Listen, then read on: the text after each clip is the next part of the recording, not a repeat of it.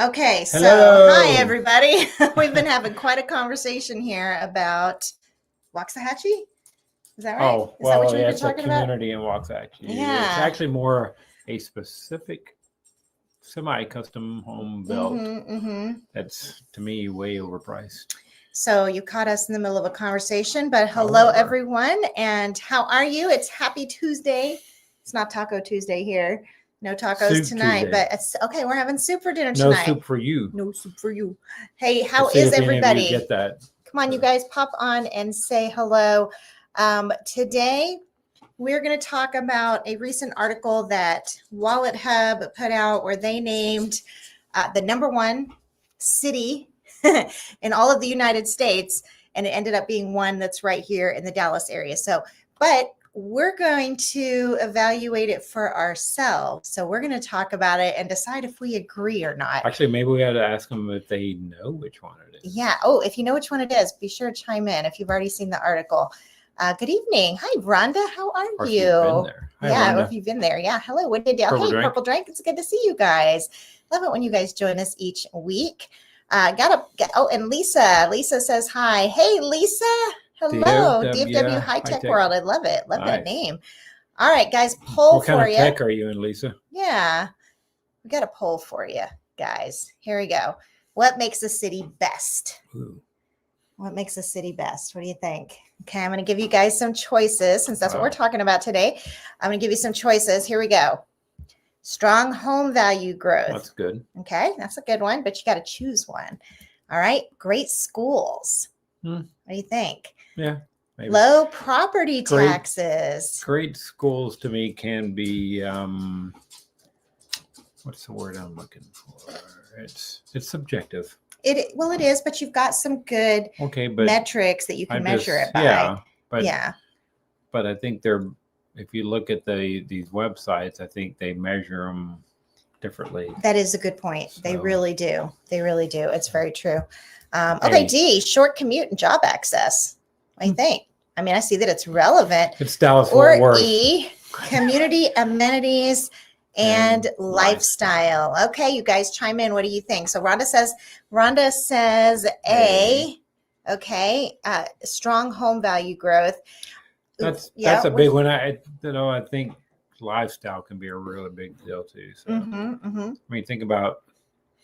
I guess it partly depends too. So where are you coming from? Are you looking? You guys got a 2-3 year home? Or you like that long-term home? Midterm home. I'm testing out different views, guys, to see which way we can see each other as well. To me, it's hard to. Okay, Lisa says great schools. And then, I mean, if you got kids and stuff, and that the great schools can go to the value growth as well. So yeah. Oh, Rhonda, great answer, Rhonda. All of the above. Yeah, I think that community amenities and lifestyle. I think that one personally could be the hardest to really put a good metric to, because some people want a rural lifestyle. Some people want you know what I'm saying, like master plan communities with pickleball courts and all that. So I think to be able to say that one is good and one is bad, I don't know. Tell you. Well, okay, we'll get to that in a little bit when we talk about the city. Okay. It's a decision between C and E because you can be in good communities with low property taxes. That's very true. Low property taxes are going to affect your standard of living for sure. True. I tend to think, what I seem to see happen is for A and B to kind of go together. Yeah. I really do see, because, when we talk to relocators and stuff, they're all like, where are the best schools? And on our questionnaire, when people fill those out, that's always something that they put on there, that schools are important. And a lot of times they're going to put on there, it has to be the best schools. And sometimes there are areas, cities that may not be the highest listed by TEA, they're the school district, but they will have a lot of excellent schools in them. That's a good point too. That is an excellent point, because TEA, but TEA also does individual schools. Yeah, they do. So it depends on if you're measuring by district. You have to drill down, Yeah. So. But I do tend to think A and B kind of go together. I think C is like icing on the cake, but I don't know. I like on our questionnaire. Well, property taxes, you got to live out. Let's see, out of city limits. Yeah, you got to be out of the city in the limits. county someplace. No PID. No. Yeah. No. Which pretty much eliminates Salina. Everybody got a lot of land. Nobody else is around you. Yeah. Honestly, like, okay, so when I think about where people say they want to be and stuff, I mean, yeah, the idea of low property taxes is great, but nobody leads with that. Yeah. No, like we don't have anybody that leads with the low property tax. Yeah. Like, Wendy, I don't want to consider anywhere that doesn't have nobody leads with that. So I think it's nice, but I wouldn't say it definitely makes a city the best. I tend to think A and B, that's kind of where I tend to fall on it. Let's look at the next one. Okay, you guys ready? What metric matters most to you? And we're going to talk about this a little bit as we talk about the metrics that this article used. Okay, I'm going to actually tell you which metrics did they use and whether or not I agree with them on whether or not they're good metrics. Okay, median price per square foot. Okay. I mean, that goes towards the value thing. Yep, it does. Yep. Year-over-year home price appreciation. That goes towards the value thing. Okay, to me, that's a big one. There's two of them there. Okay. Yep. Tax plus HOA, combined burden. And you could throw in there PID and mud. That's towards your cost. These are hard ones. Yeah. These are hard. School district ratings can help with crime your value. And safety. And that can help with your value as well. Woo, you guys, these are hard ones. Don't you think these are hard? Like they're all good. I don't know, guys, chime in. What do you think? I think that, that is a tough one. I mean, okay. The home price appreciation. Again, it depends. So what is this home for you? Is this a step home or this could be multiple steps, or is this a long-term home? You mean that depreciation doesn't matter as much if it's a long-term home? Man, I don't know if I agree with that. I feel like it really does a little bit, but not completely. Not as much if you're not planning to resell for a while. Yeah, I mean, I guess if you really loved it for other reasons, because it's definitely what comes with appreciation. Well, I think that you're making some good points here. It's an investment. C, tax and HOA. Well, yeah. Okay. But I think they're all. Rhonda says C and E. Tax and HOA combined burden. I think you could consider PID and mud there. And then crime and safety. To me, crime and safety is really important too. That's a big one. Yeah. Purple Drink, I agree with you. That question is pretty hard to answer because all of the answers matter. They do. That's true. Exactly. Definitely. Yep. I'm sorry we can't see you. I'm trying to be able to show both. All right. Let's see here. And Lisa says E. Yeah, I agree. So I think that, and I'm going to talk about that a little bit here in a minute. Okay, I'll go back to that. I just wanted to be able to see both. Wow, those are really good. I think I agree with Purple Drink the most. They're all really good. Like if I were going to say which one matters the least, okay, if you were going to say that, which of these 5 matters the least, what would you say? Wow. I mean, again, I think it kind of depends on the time. I mean, so I talk to buyers, and sometimes they're like, okay, the home matters the most, not the community as much. Sometimes the community matters, and they can make the home work. Yeah, that's true. So that's true. Because there's a lot that goes in both of them. So it's, again, partly it depends on where are you in your home buying journey, journey, Is it? So a lot of that really matters. Level that out a little bit more. If I were going to say the one that matters the least, I'd probably say C would matter the least to me. And Rhonda says D would matter the least to her since she has no kids. There you go. It just goes towards value, but it does go towards value. Yeah, I think. And then median price per square foot, man, that is so broadly different depending on whether it's a luxury high demand area, and then some are just really low. Okay, Purple Drink says, oh wait, let's see here now. Hey, David, I don't think we have met you guys David on Hager. here before. I would love to see an analysis on Garland. People love to hate Garland, but it's so close to Dallas. We know some great people that live in Garland, and they love it there. Garland is a very mixed city. Mhm, I mean, really, and it's a big city. I think people don't realize that. Yeah, and there are definitely some very nice parts of Garland and some not so nice parts of Garland. So yeah.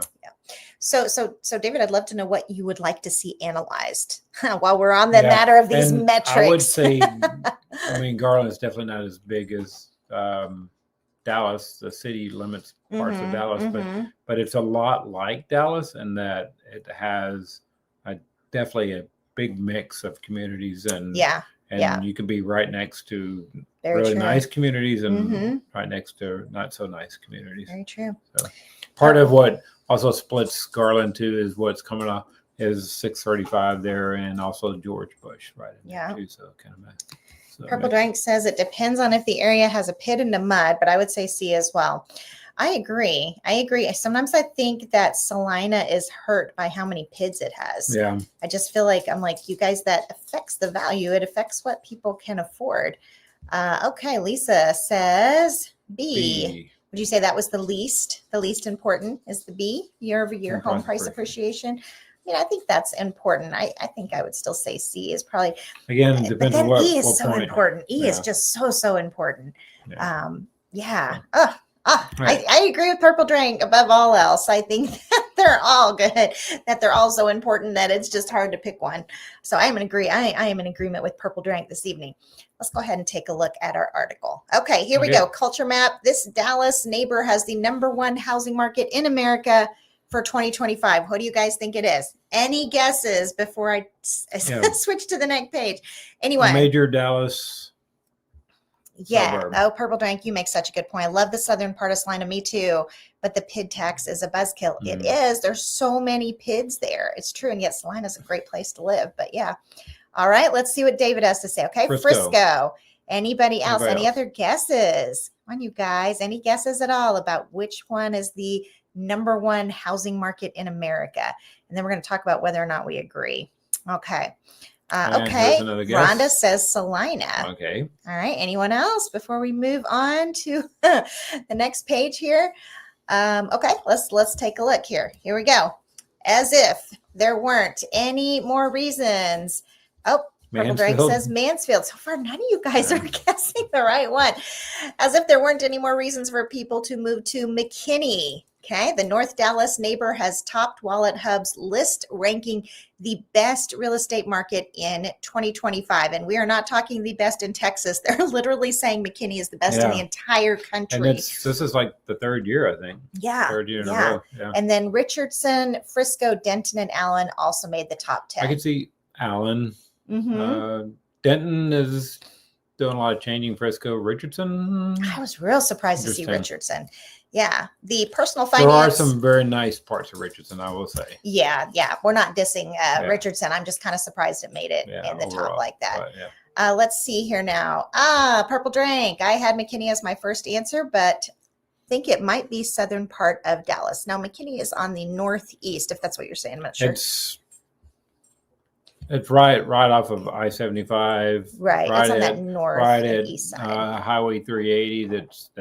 That's the splits Frisco and Prosper. Yeah. Yeah. Cool thing just about south of Melissa. One thing I like just about north of Allen. I have nothing to say here. Okay, that is why I said Mansfield. Because you were thinking it was the southern part. That makes sense. Mansfield is very nice, and it is. They are doing some cool things in Mansfield.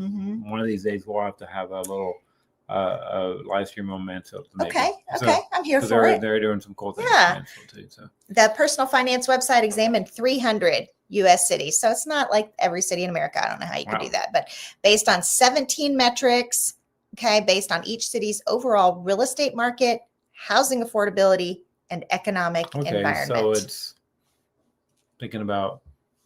Okay, those are some good metrics. Good metrics. So, Okay, and now this is the actual methodology. I went ahead and looked this up on Wallet Hub. In order to determine the best real estate markets, Wallet Hub compared 300 cities across 2 key dimensions: real estate market, and then you have affordability, and then you have economic environment. Okay, so these are the individual metrics that they used. Okay, you ready? Home value forecast. Okay, so we're talking the forecast. Forecast. Oh, all right. Median home price appreciation. 8 points. Full weight. Median days on the market. I think that's interesting. They have that on there. Right, yeah. How about this one? Share of seriously underwater mortgages. Wow. I mean, I think that's really interesting because that could tell you like the future of, if you have a bunch of those, know, then you know that the town, that area is going down. Yeah. Yeah. I mean, you can know that you're going to see foreclosures. Wow. The ratio of rent price to sale price. That's a good one. To me, that is a really good one because it tells you if it's cheaper to rent than to buy, that's going to affect a high ratio. There's a website called citydata.com. You got to look it up. Citydata.com. It shows so much different types of data, a lot of detail. And one of the big ones that will show though is percentage of owner possession, owner occupied to owner just rent. Yeah. So it's a big deal. Yeah. Okay. Let's see here now. Foreclosure rate. Nice. Those are the other one. Yep. Share of people delinquent on their mortgage debt. Okay. Wow. Okay. Just real quickly, guys, I had to pop on here and just tell you this because this is really wild. Dale has been looking at this house for a buyer that's in foreclosure. Wow. I just think it's still the mind boggles. The people that bought this house never made a single mortgage payment. They bought it, they closed on it, they were qualified. And I know this is unrelated, but it still just boggles my mind that would happen. But literally never made a single payment. And it took the bank 2 years to foreclose. Or they really tried to work it because it's not the same kind of thing back in like 2008 through 2010 where banks didn't even care. They were going to take your home and that was it. But now they really don't want your home. They want you to pay. They want to try to work it. They worked with this owner for almost 2 years. Yeah. Never made a single payment. Yeah. Lived there for free. Anyway, totally off topic, but that really nice home. That just came to my mind. Good quality. Okay, let's see. Lisa said, I'm concerned about the potential of the McKinney Airport becoming a love field. Noise would be a concern. They have higher, from what I understand, and I have to read more detail about it, but they have higher noise, regulations on that. So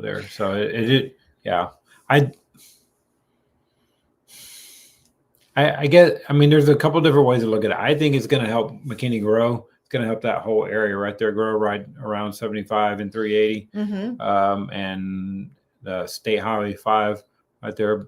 But it's, and I think it'll bring in some good business. But yes, and in some ways I could see that it could cause some.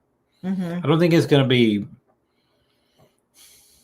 a giant. Love Field, Love Field's not that big. Love Field's not that big. But Love Field though is an older airport, and it's like one of the original airports in the Dallas-Fort Worth area. So, and it's doesn't have the same regulations about noise and stuff. So that reminds me of Grapevine. Like I never realized how loud the airport noise is in Grapevine until we were trying to do a vlog tour one day.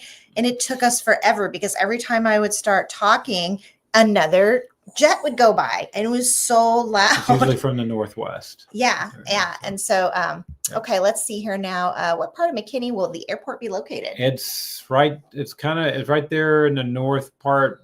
I think it's just east of 75, in between 75 and State Highway 5. That's right. It's already there. The airport already exists. It's been there a long time. It's a larger municipal airport, and they're building it. There's been a push from a few businesses and stuff, but one of the ones also is Southwest has been a push because they want to be able to fly out of there as well and expand their flight. See, Purple Drank chimed in. That is a good point. Lisa's DFW High Tech World. I like the idea of the airport that they are planning to build. And then Ariane said, oh, yes, I read about the new airport in McKinney. Yep, absolutely. And David says, I used to work part-time in McKinney maybe 15 years ago while living in Denton. Traffic was a total nightmare. And 380 is 380. a Oh mess my right there, goodness. yeah. Yes.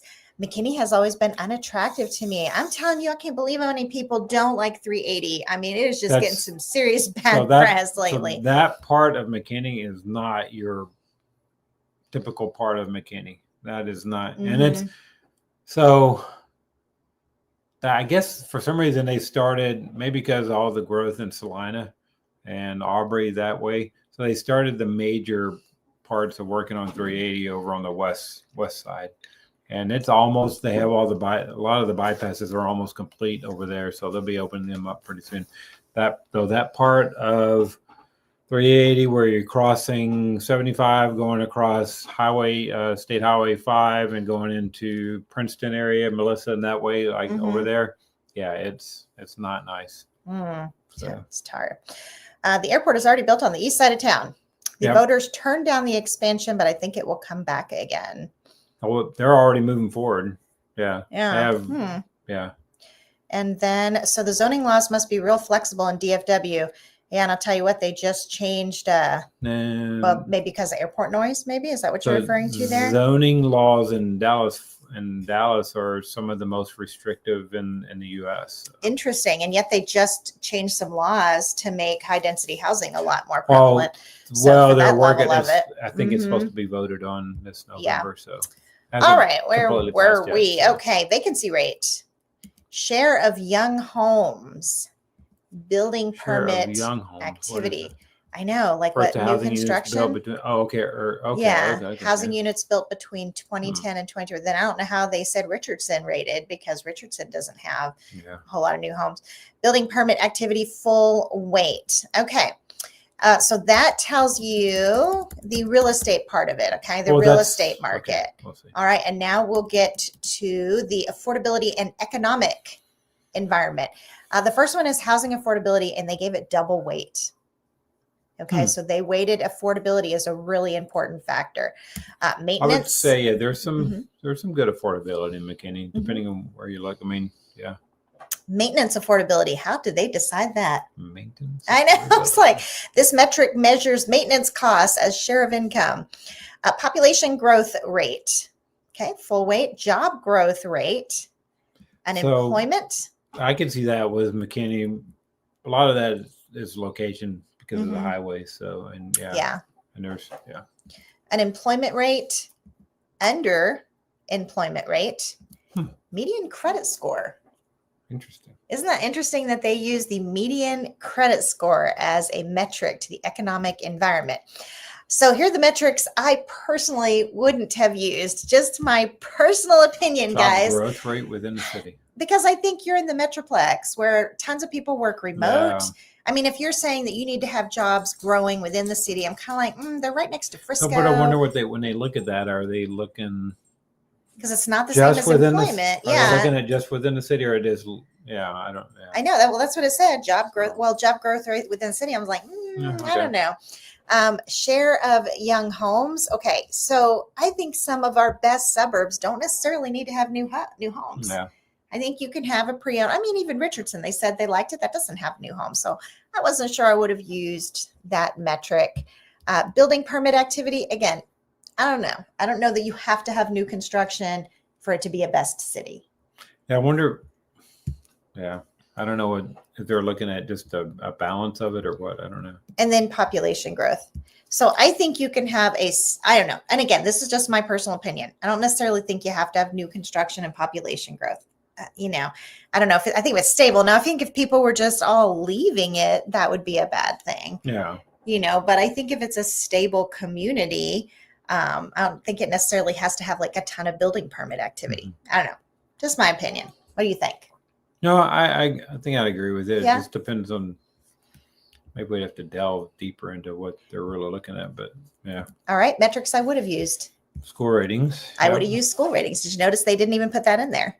Yeah. They weren't paying attention to what the school ratings were. To me, I would have considered school ratings. This is a big one for me, a balanced range of home prices. I like to see a community that has a broad range, but not like, I don't like it when a community comes in and puts thousands of $300,000 homes. Yeah. Right. I just think that upsets the balance. I think that kind of goes with the affordability metric they put in there, but probably I'm sure they're looking at overall how that affects the rest of them and stuff. You know, and I don't know.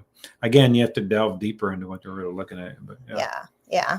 Okay, let's see here. Where are we? Okay, minimal high density housing. Yeah. McKinney. What do you think about that? On the north side, a little bit more, but I would say in general they don't really. Yeah. Yeah. Kind of going along with that. Not like an Irving or a Richardson or a Plano or an Arlington. Healthy limitations on rentals and build to rent. On both of those guys, I'm going to tell you, I just feel pretty strongly that there should be affordable neighborhoods with rental restrictions. Yeah. I mean, let people that are in an affordable price range have a neighborhood that doesn't turn all rental. Yeah. You know what I'm saying? Have like owner occupant, like build these affordable neighborhoods and then put the rule in there that it can't be made a rental the first year. Okay. Because that's what you see in your higher end neighborhoods. Right. And that's what keeps the owner occupancy rate. So why can't they do that in these affordable I think that hurt Little Wilma built because, and it started out that way, but they had a lot of HOAs had votes and they changed. Mm-hmm. Yeah. So, you know, and that's one thing when I think about McKinney is that they're building a lot of really affordable housing along the east side, right up against Princeton. They've got South Ridge and East Ridge. South Ridge, East Ridge, or West Ridge. Yeah, they're all just putting just a ton of, you know, like I was looking at Meritage, they have 145 homes on the ground right now in that McKinney Princeton line. And they're all like these $300,000 homes. So it's just going to throw the community out of balance. Yeah. You know, which would be, I mean, I'd be okay with it though, if they would put in rental restrictions. It's when you get builders like sometimes Lennar that will sell entire streets as investment homes. And so. Well, that's what, actually D.R. Horton and Lennar are doing that across the U.S. right now. That's why, Buffett, invested in them because they're like building communities where entire communities like of it. Ton of bucks right now. I mean, and I'm not anti-rental. I think they have a place. I mean, we've all rented at some point in our lives. It's just that when they make entire communities that are rentals, I'm just like, come on, let's have some balance here. So, you know, interesting, my little views. And then to me, I would measure based on population density and traffic, which is exactly what David said up here. He's talking about 380 being a nightmare. Traffic was a nightmare. And I think that's not a good view of McKinney though, because if you look, I've driven through McKinney, so there's lots of great places, and the traffic's not that bad. I mean, I like how they how the communities are laid out. And there's lots of green space. There's lots in between. There's lots of park. McKinney, that's one of the things they didn't put that in the metrics, but McKinney has a lot of parks. Has a lot of green space. Yes. Has a lot of trails. And so. So what do you think of my metrics? I didn't even show them to you before we sat down and talked. What do you think? No, I mean, those are definitely good. I mean, what do you guys think? Tell me, comment. Population density, traffic is good. Yeah, I think that a good suburb should have good highway access. Frisco is like population density traffic. Yeah. I mean, if you think about that, like how would they say that Frisco when it takes, you know, so much traffic? Anyway, they're probably looking at some metrics way outweigh the others. So yeah, they did. But I still, if I was evaluating, and at the end of this, I'm going to tell you some of my favorite suburbs. I'm going to get into, so you be thinking too about your favorites, because when you've done this as long as we have, guys, we've been doing this since 2007. And so like, we don't just serve North Dallas. We literally serve the entire Metroplex. And so we just are seeing all of these suburbs all the time.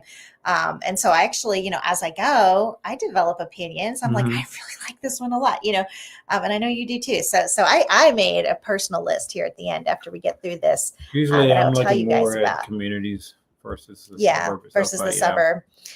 All right. So this is the third year in a row that McKinney has been named the top housing market in America. You were right.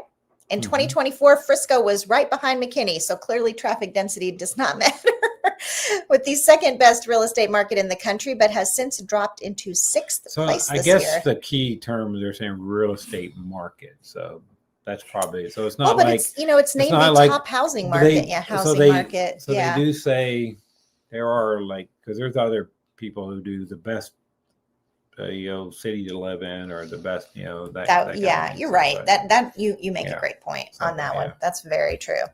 According to Wallet Hub's findings, McKinney had the second highest rate of new housing built between 2010 to 2023. Second highest. I would have guessed a place like that. That surprises me. I would have guessed like Salina or Lavon. I mean, I know McKinney has new construction, Lavon's but too small. But they have maybe they've percentage built a lot, wise, but, yeah. Okay. But there's, I mean, if you look at Astor Park, Trinity Falls, Painted Tree. Painted Tree. I mean, and then all the crossing, the three crossings, right. Irwin Farms. Yeah. And that's not even your affordable ones. You've got Southridge, you've got Eastridge. Oh yeah. So they really do cover all price points, which I like. I mentioned that I like a healthy balance, and they do have that. So they've got new construction across a broad price range. So I do like that. And there's a couple there's a few neighborhoods in McKinney that are a little bit like some of the older Dallas neighborhoods that are like just these gorgeous neighborhoods that they were developed in a very nice way that they still have their older homes like 90s and older that are still million plus because they're just amazing. They're just gorgeous. Yeah. Okay. Plus, the report says that McKinney's building boom isn't slowing down as the city currently holds the third highest number of building permits per capita nationwide. Per capita. Okay. I was going to say, there's no way, man. You got Salina. Okay. It's per capita. Because I was you just have like, to look at Salina. Salina's not as big of a population. It's going to be lower because, they're not to their 300,000. Still, I'm just like, I was like, what? That just does not sound right. I'm trying to get through that 300,000. So. McKinney also topped Wallet Hub's separate ranking of the best mid-sized cities. So that would come into more like what I was saying, like my metrics. Yeah. This list specifically ranked cities with populations between 150 and 300,000 residents. The older neighborhoods in Salina are like dinky. Like it's that's true. Just small, very few houses. Same thing in Prosper. Prosper's like that, but Prosper is like a third the size of Salina land-wise. Yeah, it's true. It is true. Though Wallet Hub says McKinney isn't necessarily the cheapest city to move to, and I agree. Motley Fool Money begs to differ, ranking the suburb the #1 most affordable city with a low cost of living and residents making high salaries. So that's your difference, is it's comparing to the actual salaries, because it's definitely not affordable if you just compared city to city to city. It's not, but I guess it's just saying compared just to the salaries of the residents. Big difference. You go out to Halford. Zillow's home values index says the average home value in McKinney is $497,766 as of July 2025, which is 5% lower than it was last year. So we have seen prices go down in McKinney in spite of them saying it's this great place. We're seeing the average home value go down, which is not surprising. I mean, that's pretty common, especially in areas with a lot of new construction. The median home price in McKinney is around 365% of the median income, which is the 74th cheapest out of the 300 cities in our study. Oh, wow. The report said, in addition, it ranks among the 40 least expensive cities for maintenance and telephone and energy costs. I mean, how did they figure that? I don't get that. Well, they look at all those bills. So. I guess so, but like telephone is going to be different there than like, really? Well, and they're looking across the nation. So I guess that makes sense. Yeah, I guess it is. They're not comparing just to the Metroplex. That's energy a good point. Energy costs are going to be lower if there's more new homes. Energy costs are going to be lower. It's amazing. Oh, you know what? That's a good point. It's amazing the difference in energy costs between a brand new home and a 10-year-old home. That's a good point. And it's also a really good point about home insurance. Yeah. Goodness. Which makes a big difference too. Yeah. I mean, like home insurance is so much less expensive for these new construction homes versus your pre-owned. That's a very good point. Okay. Where were we? McKinney's affordability has also made it the #1 best city for renters to live. And it also reigns as one of the top 10 safest American cities. So that's a great thing. That's a great thing to hear. To top things off, McKinney has a good job market to go along with its healthy real estate market. It has the 11th highest job growth rate in the nation at nearly Wow. 21% annually. What do you think is driving the job growth there? Well, it is right off of 75 there. So, I mean, you have Mhm. major, and your 121 is close through there. You have George Bush on the south end, a little further south, but yeah, it's a lot of access. Yeah. So a lot of growth around it. Prosper, Frisco, Melissa. So, yeah. Richardson made an impressive leap into the top 10 best U.S. real estate markets, ranking 5 after previously ranking 17. Frisco in 6th place, Denton number 9, and Allen. Okay, so this is nationwide, guys, and you have all of these in DFW making the placement. At one point, going back, Allen for several years, a few years, was the fastest growing city in the nation. I remember, yeah. Allen built fast. Well, in Allen, really they didn't care how small the yards were, man. They just were pumping out those houses, stacking them. I know you can, and like you could drive down the street, and they didn't even really care that there were some of them where architectural diversity wasn't an issue either. I remember driving down, going, every single one of these houses look like 2-story boxes. Just one after the other, going, they are just not real picky on. Brought in and they're still there. There's a lot of big businesses right there in Allen. It's on which is right next to McKinney, so that could be part of it too. I mean, Allen and McKinney are like right on top of each other, so it's let's see. Did I already read this one? Ranking number 5 after Yep, I read that one. Okay. Richardson, Denton, and Allen also respectively claimed the top 3 spots in Wallet Hub's small cities ranking of best housing markets. Small cities were categorized as those with fewer than 150,000 residents. And honestly, with these, Richardson and Allen, we don't get that many buyers asking about these areas because they don't have new construction. You look, not Denton, but Richardson and Allen. I mean, Denton. It's interesting, man. I was kind of surprised about Denton too. Land-wise is bigger than that it's saying it's fewer than. I'm like, what? I didn't realize that doesn't sound right. That small, maybe. Okay, Fort Worth made a substantial improvement over last year's number 28 rank overall. Cowtown's housing market has now risen as the 17th best in the nation, and it ranks as the 6th best. And then we have Dallas. Dallas's real estate market performance has plummeted since last year, moving down from number 59 in 2024 to number 70 in 2025. The city of Dallas is way different. City of Dallas than DFW. Okay, 5 other Dallas Fort Worth suburbs earned spots among the top 100 best real estate markets, but all of them landed lower than their 2024 rankings. This is how the 5 remaining DFW cities performed in this year's rankings: Plano, Irving, Grand Prairie, Arlington, Garland. Wow, interesting. Yeah, so I just think that's interesting that they made it in the top 100, because those are not necessarily ones that I would have chosen. All of those have some really nice areas, and all of those have great access. Yeah. All of those have a lot of job opportunities. They all have some new construction, a little bit. Arlington was where we met at a Baptist church and married in a Baptist church, lived in our first apartment, bought our first house. So we knew Arlington well. And then we left after that, after our starter home. So we knew Arlington. I would say we knew the affordable side of Arlington because we were just starting out. Okay, this year the housing market is skewed. Oh, okay, this one I was like, what? No, it's skewed much more towards sellers. I was like, I don't agree with that. What? That, it's saying that the housing market is skewed much more towards sellers. It's talking nationwide. Oh, but I was like, I don't necessarily. That's not the truth here. If you aim for long-term growth, you'll need to look beyond tangible factors like square footage and style. Okay. From an investor's standpoint, they hold less significance than historical market trends and the economic health of residents. And there you go, the top 10 in the entire United States, and 5 of them are in DFW. So I knew North Carolina was one of the ones. They don't have any Florida ones in there, so I was kind of surprised about that. Irvine, California. There you have the top 10. Yep. According to Arizona. Wallet Hub, McKinney #1. Then you got Richardson. McKinney, you've got new construction in. Richardson, you don't.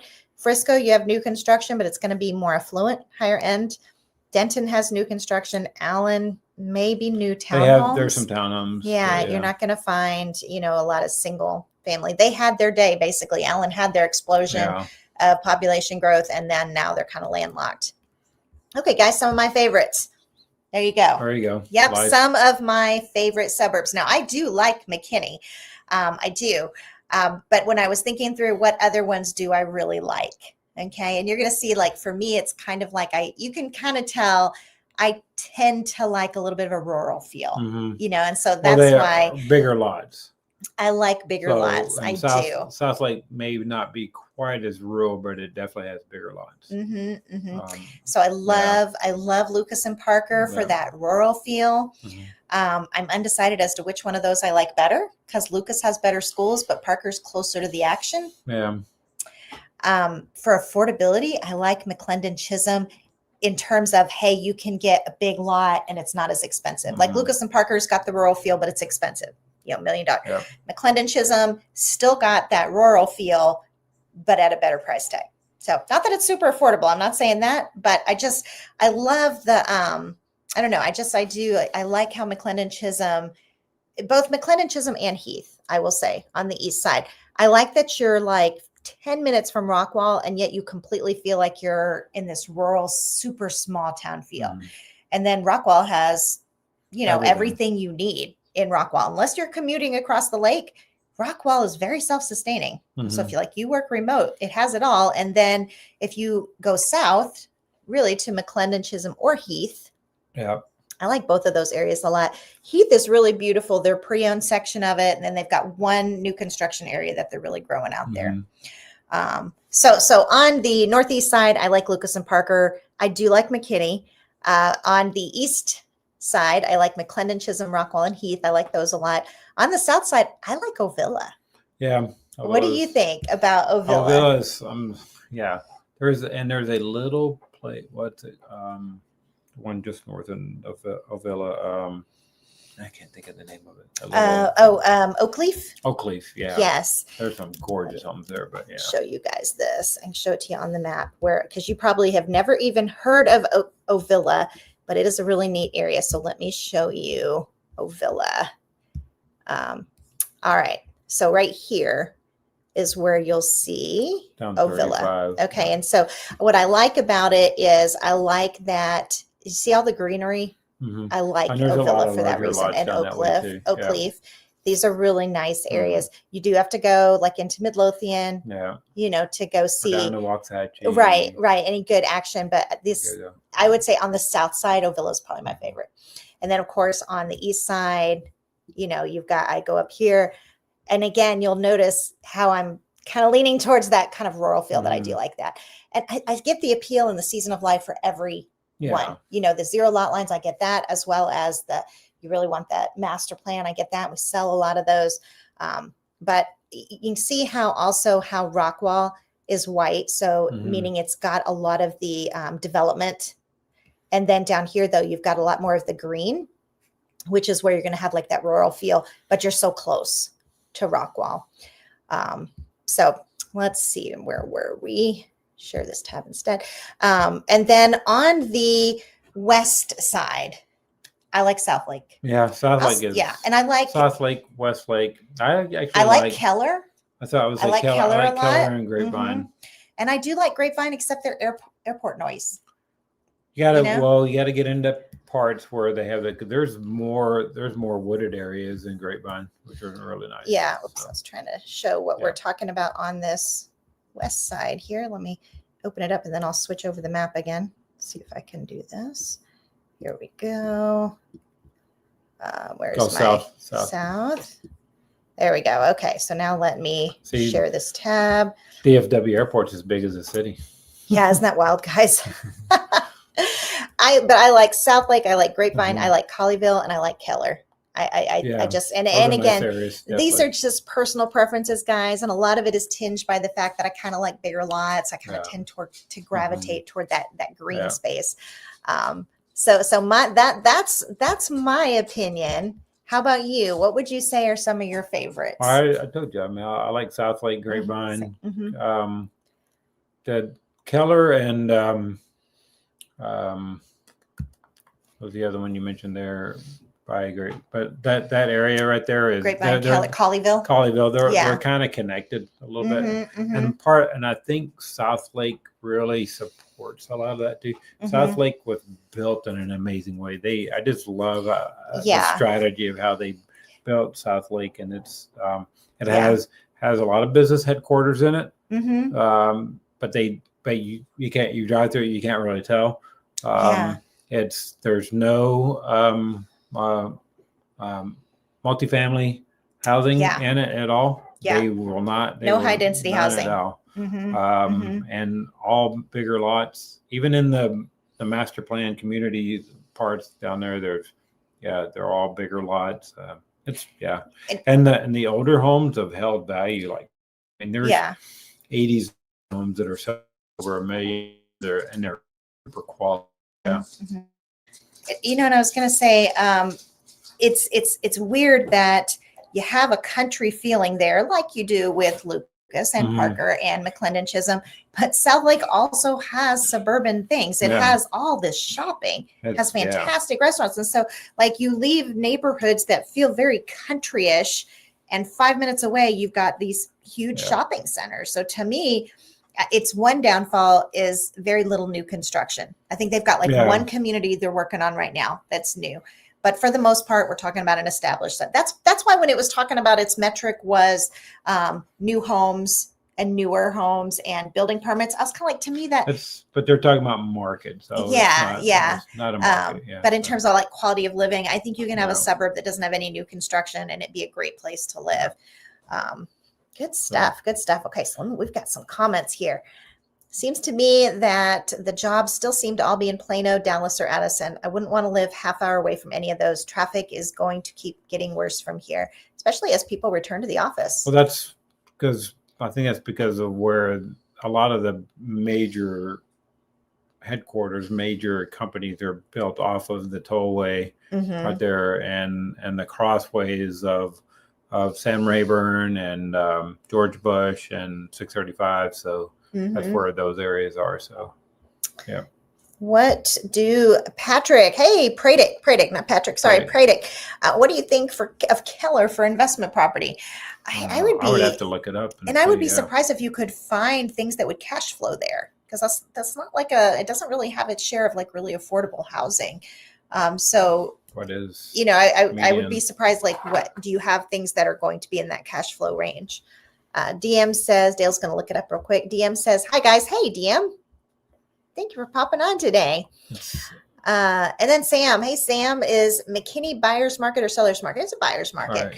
Right, what's the market index? I do not have that. The market index. I can look up trends, but I don't have the market index right in front of me. But I would say it's definitely a buyer's market, and the average prices are down 5%. And plus, I think anytime you have a lot of new construction right now, you're going to have a buyer's market. There's too much inventory. So you looking it up right now? Keller. All right. He's looking up the metrics median on it. Sales price. Right. It just came down from July and to 675 in August, and now it's going back up, and it's at 690 in Keller. So it's almost plus 13%. So Keller is, that's what I'm trying to think, the lowest part for median sales price in Keller was 490 and back in 2023. So it's definitely a higher median sales price. So I would think Pradick about cash flowing, because I just don't think you're going to find.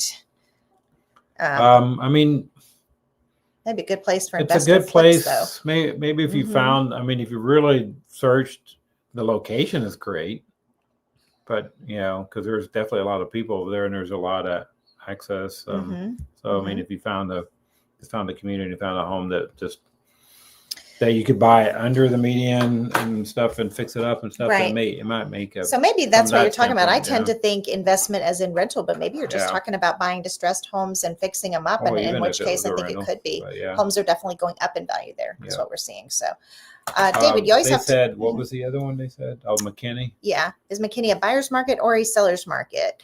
And what is the market index? Yeah, I don't have the information on the market index. So McKinney, actually, since June has really started coming Oh, down. wow. But Let me take a look at that. Let's but- see. Actually, but its median sales price is $460, and it's down 8%. So, but over year, it's been kind of an up and down area. I think they had a little bit like Salina. They had a lot of inventory, and so Mhm. they were.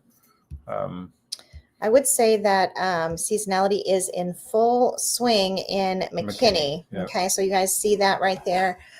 You see that where we were in June, and I always talk about seasonality and how we begin to see prices go down. And look at that. That's a strong trajectory down, and that's what we would expect. So it's definitely following seasonality, but it's also following seasonality here as well. You can see it bottomed out heavily in January, just like we would expect, peaked up here in June, and then it's going back down again. So always just, I love seasonality. I love the benefits you can get. Look at that. Median sales price, 461, pops up to 529, and now it's down to 459. So I just think when you can buy in the fall and winter months, just so much to be said of that. Okay, David, let's see. Hey, David, you always have to take into account work commutes. That's very true. Mhm. Most people are hybrid, even if one day a week. We're seeing that more and more too. Yeah, there are more, Mhm. definitely more people going Back to the and office.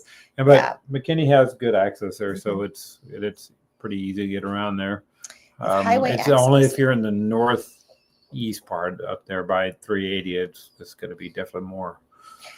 If highway access isn't great, you could be miserable depending on where your job is located. Isn't that the truth, Yeah. David? That is so true. When I hear that, I think things like Frisco, where it can take you a while. You've got a lot of high density traffic to get to the tollway. Yeah, Can take a little bit. I also think about Wiley.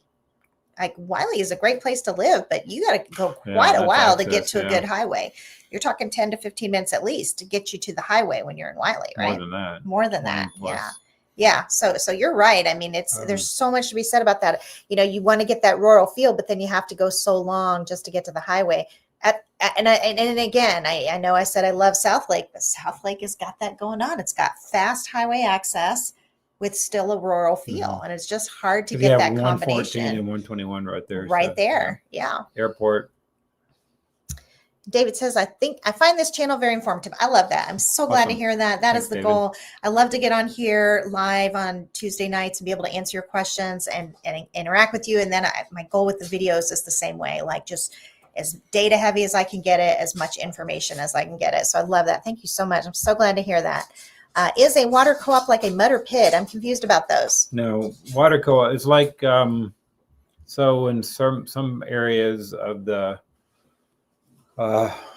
Dallas-Fort Worth area, they created these co-ops, and basically you're kind of stuck with that co-op, but it's almost like it's resident owned. It's not really owned, but you have a vote in how it does its pricing and what it does, for administrative and things like that. So, and for the most part, for what I've seen in the co-ops, I haven't been in one, and I haven't lived in one, but from what I've read and I looked at pricing and stuff, usually they're pretty competitive. So I mean, yeah, it's not a PID is specifically set for a it's a bond. The city sold bonds to pay for fixing up streets and adding utilities and things like that, and it needs to be paid off. So they added that to the residents of those communities to pay that off. It's a tax. Mm-hmm. Basically, what it is. A MUD is a utility district, kind of similar to a co-op.